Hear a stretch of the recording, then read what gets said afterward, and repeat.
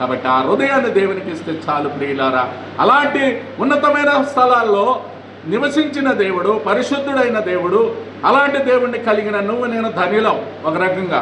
కాబట్టి అలాంటి ధన్యత అందరికీ లేదు. కాబట్టి ఆ 7వ వచనములు అంటారు, వేల కొలది పొట్టేళ్లు నదులంత విస్తార తైలాన్ని నీకు సంతోషం కలుగజేయనా, అది కలుగజేయదు. నా అతిక్రమములకై నా జ్యేష్ఠ పుత్రునిత్తునా. అబ్బా, భక్తుడు అంటున్నాడు, కుమారుడైన ఇష్టడానికి సిద్ధపడుతున్నాడు. పొట్టేళ్లే కాదు, ఒకళ్ళు నా పెద్ద కుమారుడిని కావాలా? అబ్రహాం ఇచ్చాను, ఇస్సాకు కుమారుడిగా బలిని అర్పించాడు. అర్పించి తిరిగి మృతులలోనే మరలా చూడండి ఎంత సమర్పణ ఉంది అబ్రహాముకు. మరి ఆయనైతే కుమారుడు అర్పించాడు అబ్రహాము.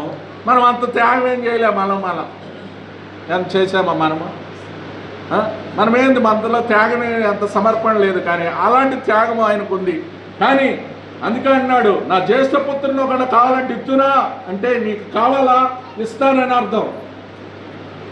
నా పాప పరిహారమునకై నా గర్భఫలమున నేను ఒకళ్ళు ఇంకా నీకు నా జ్యేష్ఠ పుత్రుడు నా పిల్లలు కావాలా, ఇస్తానని అంటున్నాడు భక్తుడు. నీకేది కావాలన్నా నేను, నీకు పొట్టేళ్ళు కావాలా ఇస్తా, వేల నదులంతా తలేం కావాలా ఇస్తా, నీకు ఏమి కావాలి ప్రభువా, నా నుంచి ఏమి కావాలి నువ్వు అని అడుగుతున్నాడు. ఒక నా జ్యేష్ఠ పుత్రుడు కావాలా, నీకేమి కావాలన్నా నేను ఇస్తాను అని అంటూ నా పాప పరిహారం నా గర్భఫలము నేను ఇస్తున్నా.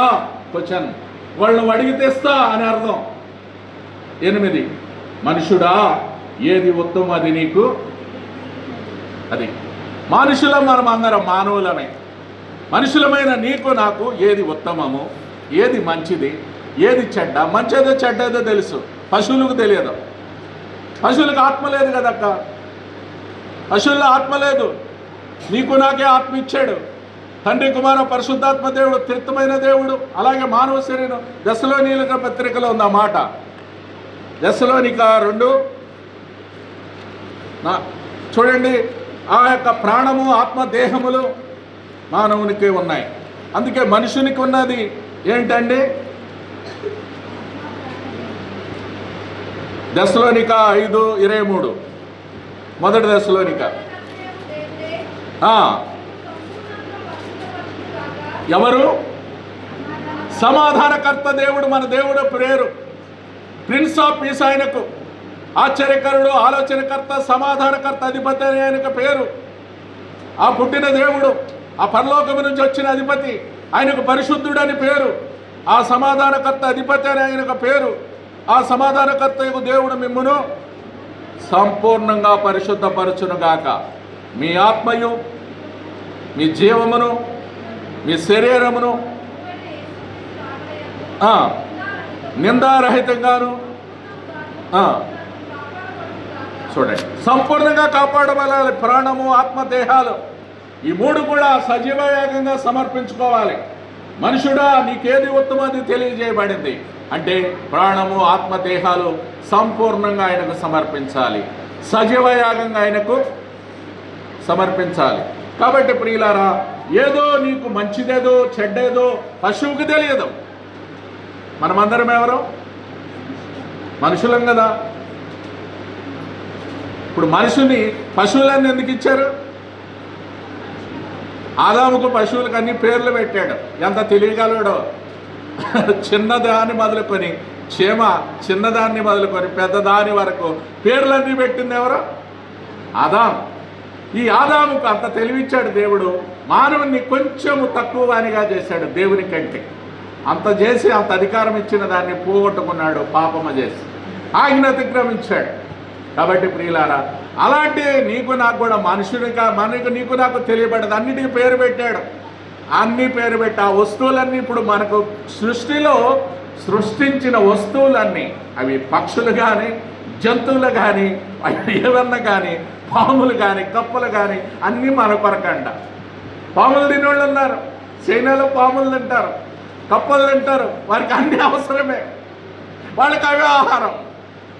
మనుషులు తినేవాళ్ళు కూడా ఉన్నారు, లేరండి? కుక్కలు తినేవాళ్ళ వారు ఉన్నారు. కుక్క అలా ఇప్పుడు కుక్కలు కరుస్తున్నాయి అంటే ఆ కుక్కలు తినేవాళ్ళు అక్కడ తీసుకొస్తే రోజుకు కుక్క మాయమైపోతుంది. అంటే కుక్కలు తగ్గిపోతాయి, వాళ్ళు తింటారు. అంటే ఆ వస్తువులన్నీ మన కొరకు, మనమెవరి కొరకు, అది మనము దేవుని కొరకు. అది తినొద్దు, ఇది తినొద్దు అనే రిస్ట్రిక్షన్ ఏమీ లేదు, దేవుడేం పెట్టలేదు. అవన్నీ మన కొరకు పెట్టేటాడు. సృష్టికర్త సృష్టించాడు, ఆ సృష్టించిన వస్తువులన్నీ మన కొరకే. తినొచ్చు, దేన్నైనా తినొచ్చు నువ్వు తినగలిగితే. అంటే మనం అన్నీ తినలేం కాబట్టి, మన ఆహారాలు వేరు కాబట్టి మనము తినలేము. కానీ తినోళ్ళు ఇప్పుడు రాక్షసులు మనుషులను తింటారు, మనం రాక్షసులం కాదు కదా. ఇప్పుడు చైనా వాళ్ళే మరి ఎలా తింటారు పాముల్ని, కప్పల్ని. అందుకని కప్పల బిజినెస్ చాలా ఎక్కువ అంట. ఇప్పుడు ఎక్కువ కప్పలు ఉంటే చెరువులో పెట్టి వాళ్ళకి ఎగుమతి చేస్తారు, అదొక బిజినెస్. పాములు ఎక్కువ పెట్టిన వాళ్ళకు వాళ్ళు తింటారు, కావాలి వాళ్ళకు అమృతం. అది అమృతం వాళ్ళకి, అది మనకు కాదంటే ఎలాగో. అందుకే నేనేమంటున్నానంటే ఏది ఉత్తమమో, ఏది మంచో, ఏది చెడ్డో నీకు నాకు తెలియబడ్డది. తెలిసిన నువ్వు నేను కూడా దేవుడు అడుగుతున్నాడు ఇప్పుడు నిన్ను నన్ను. ఏమడుగుతున్నాడంటే, ప్రియమైన వాళ్ళారా గమనించండి, న్యాయముగా మొట్టమొదటి నువ్వు న్యాయంగా నడుచుకో, అన్యాయంగా నడుచుకోవద్దు అంటున్నారు. కానీ ఇది ఎవరు పాలు కావట్లా సంఘాల్లో? ఎందుకు పాలు అవ్వట్లేదు?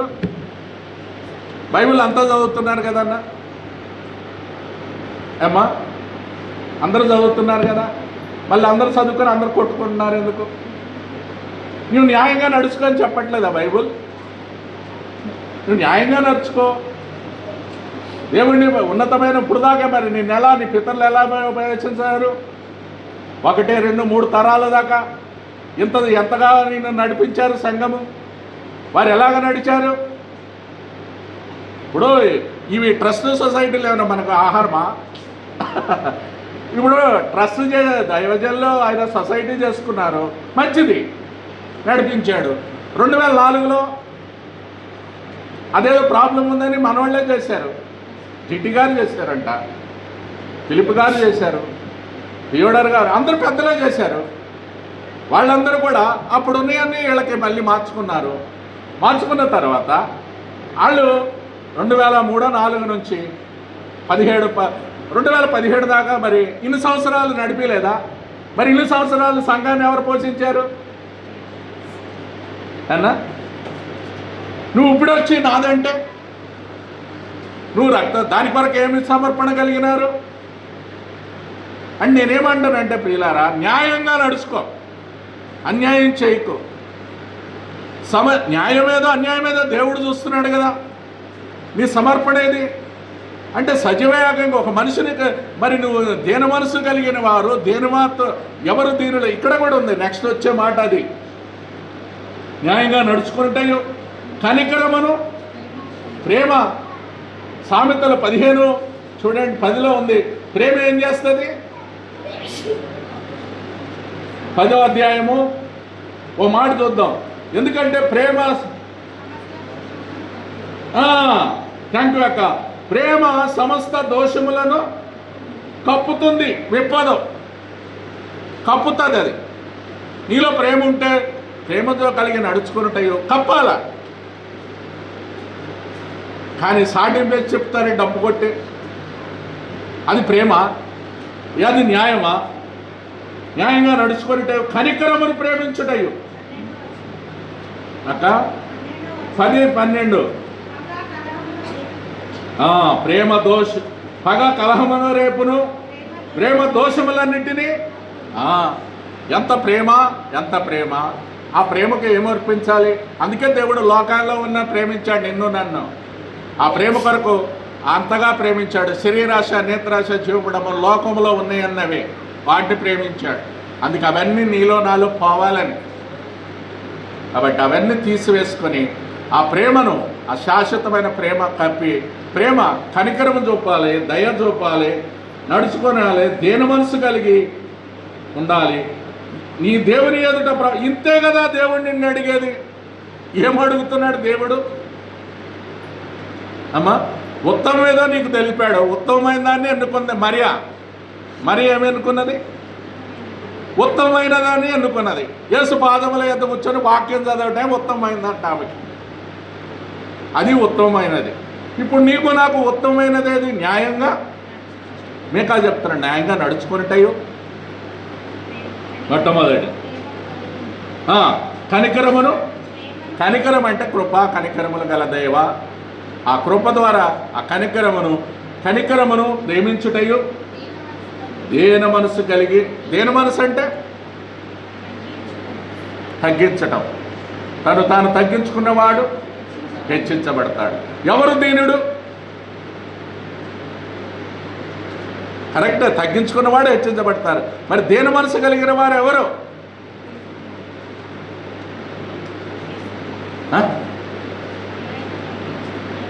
34 మొదటి కీర్తనలు చూడండి. ఎవరు దేన మనసు కలిగింది? 34 2వ వచనమా?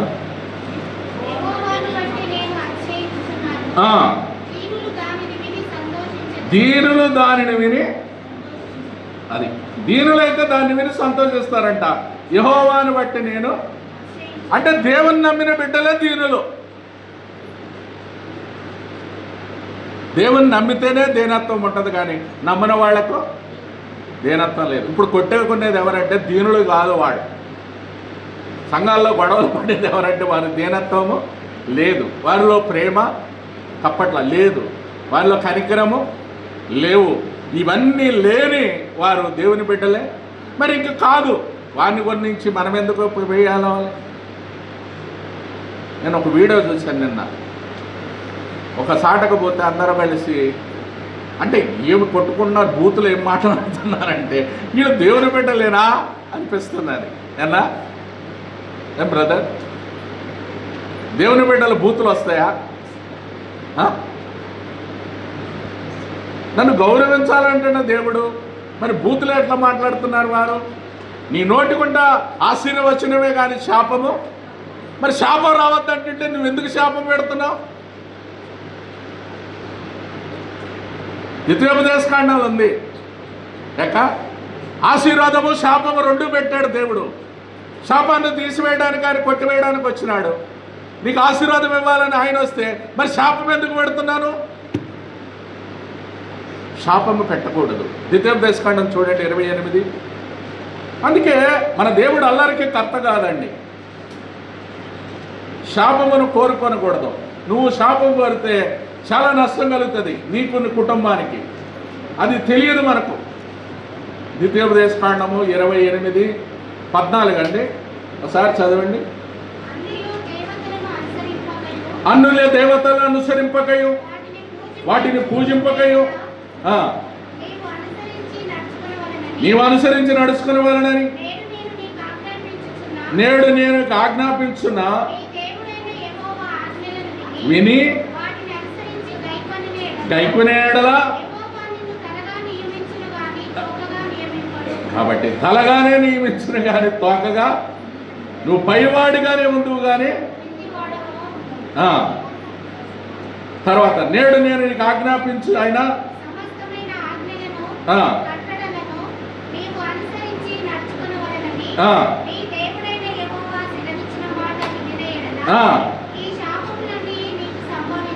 కాబట్టి వినని ఎడల,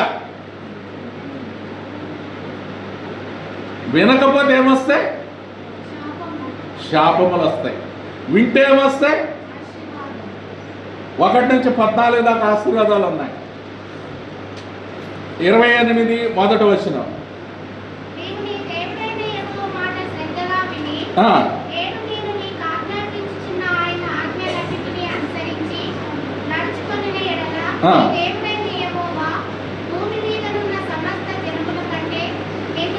నిన్ను హెచ్చించుతాడు. ఉన్నతమైన స్థలాల్లో ఉంటావు. సమస్తమైన దేశం అందరికంటే నిన్ను హెచ్చిస్తాడు ఆయన ఆజ్ఞలు అనుసరిస్తే. లేదు వినని ఎడల శాపాలు వస్తాయని ఉంది. మరి నీకు శాపం కావాలా, ఆశీర్వాదం కావాలా? మరి ఆశీర్వాదం ఎందుకు నీ నోట శాపాలు వస్తున్నాయి? అన్నీ అక్కడ పెట్టాడు దేవుడు. అందుకే ఆయన మన దేవుడు అల్లరకు కర్త కాదు. యెహోవా ఆశీర్వాదం ఐశ్వర్యం ఇచ్చును. ఆయన ఆశీర్వాదం ఇవ్వాలి నీకు, నాకు, పిల్లలకైనా, నిన్నైనా. కాబట్టి ప్రియమైన వాళ్ళారా, ధైర్యంగా చెప్పగలిగాను మనం అది. కాబట్టి వీటిని జ్ఞాపకం చేసుకుందాం. ఆజ్ఞలను పాటించిన ఎడల, ఆజ్ఞలు వినిన ఎడల అంటున్నాడు. ఏంటి ఆజ్ఞలు వినడమంటే? దేవుని ఆజ్ఞల్లో వినడమంటే ఏంటండి అక్క?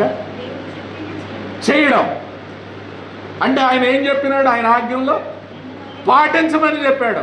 ఆయన ఆజ్ఞల్లో పాటించుట, ఆయనను ప్రేమించుట. చూడండి, మొదటి యోహాను 5:1-2లో దేవుణ్ణి ప్రేమిస్తున్నానని చెప్పేవాళ్ళు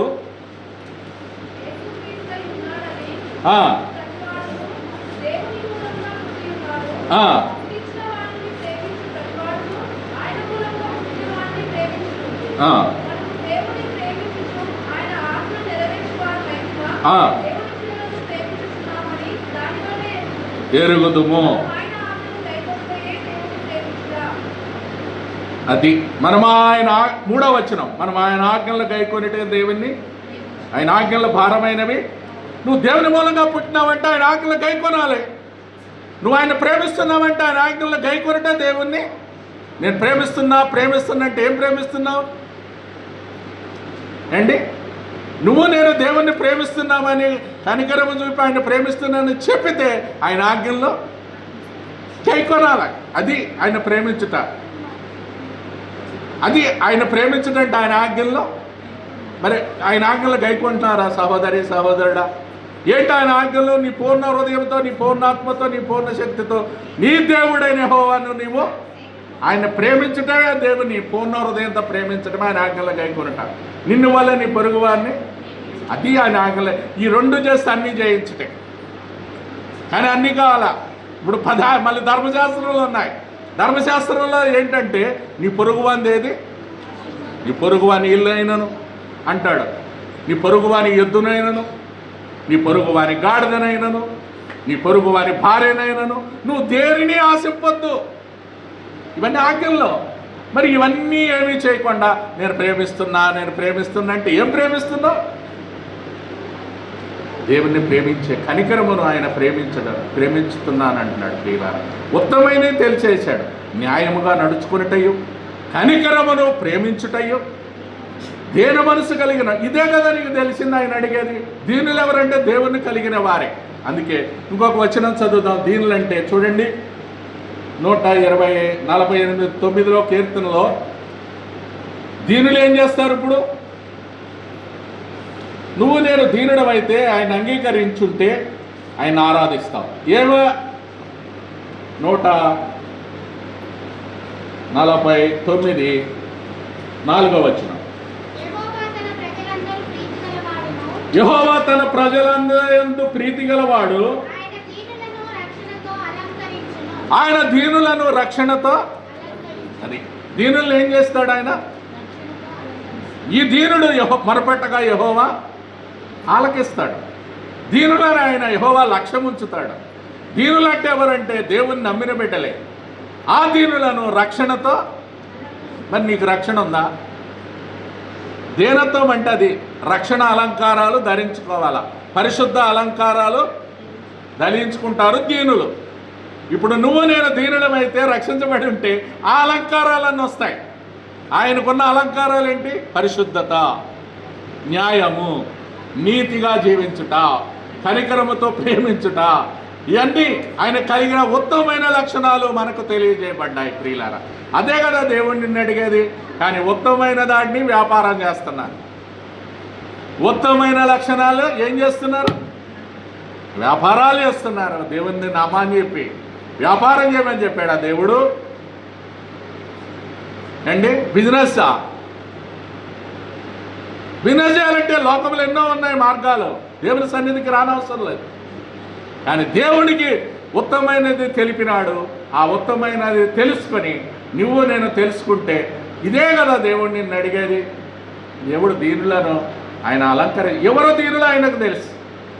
నీ మనసు ఎలాగుందో నాకు తెలియదు, నీ మనసు ఎలాంటిదో నాకు తెలియదు, నా మనసు ఎలాంటిదో నీకు తెలియదు. కానీ నిన్ను నన్ను చూసే ఆ పరమాత్ముడికి తెలుసు. ఎలాగున్నావు? హృదయంలో అన్నీ పెట్టుకొని హృదయంలో అంతా నువ్వు ఇది లేకపోతే ప్రేమ కప్పుతుంది. ప్రేమ ఉంటే చాలండి ఈ లోకంలో. అందుకే దేవుడు ప్రేమాస్వరూపి. ఆయనకు ఇంకేం అవసరం లేదు.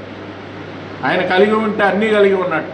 అందుకే ఆ యేసయ్యను కలిగి ఉంటే నువ్వు నేను అన్నీ కలిగి ఉన్నట్టు. మరి నువ్వు అలాంటి దేవుణ్ణి, ఆ ఉన్నతమైన స్థలాల్లో ఉన్న దేవుడు పరిశుద్ధుడు, ఆయనకున్న లక్షణాలు, నువ్వు నేను కూడా ఉత్తమమైన దాన్ని రండి మట్టగా ఆఖరిగా చదివి ప్రార్థన చేస్తాం. రోమిలకు రాసిన పత్రిక ఉత్తమమైనది ఏంటి?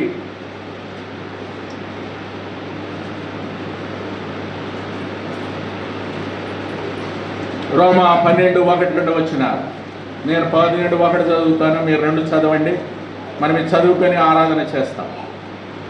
కాబట్టి సహోదరులారా, పరిశుద్ధమును దేవునికి అనుకూలమునైన సజీవ యాగంగా మీ శరీరములాగా ఆయనకు సమర్పించుకొనుడని దేవుని వాత్సల్యను బట్టి మిమ్మల్ని బతిమాలు కొనుచున్నాను. ఇంటి సేవ మీకు యుక్తమైనది.